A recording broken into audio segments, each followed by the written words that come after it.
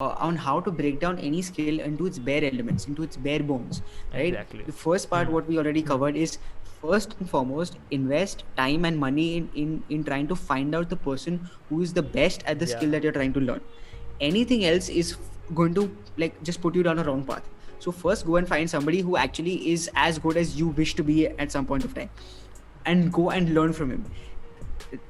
So the next part is about actually understanding what makes you successful at a skill, and this he uses with a very interesting example of language. So he tries to learn a lot more languages than the average person. I think he knows around 10 12 of them. So the way he learns languages, the way he explains is that your idea of learning a language does not mean that you have to learn French to write a noble essay. Exactly. Your idea is conversational language.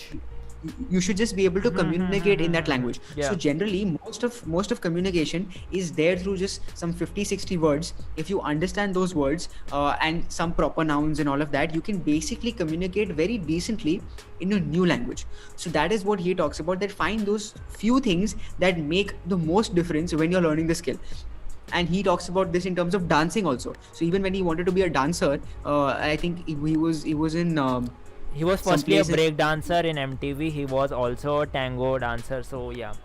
Tango, yes, that's what I was coming to. So when he was learning tango, he tried to understand what are those things about tango that really make the biggest difference, and I'm going to focus on those first. Whatever the other things are, we can leave that for the pros. We don't need to do that right now. That's the second point. Then the third point, what he talks about is is practicing in low stakes situations. So when he was training to be a chef, he wanted to be able to sort of spin vegetables very well, like when you're making an omelette or when you're making an egg. Kind of used the ceramic knife, right? He started using ceramic knife, so that he won't the that also correct that also. And he started using the pan with some marbles off the gas, so in case it falls, it's just going to fall on the floor, right? So the stakes are very low, and you can practice make mistakes until you don't make mistakes, and then you add the stress of a real life situation. Exactly. So these are the few points which I know, which he spoke about in the 4-Hour Chef.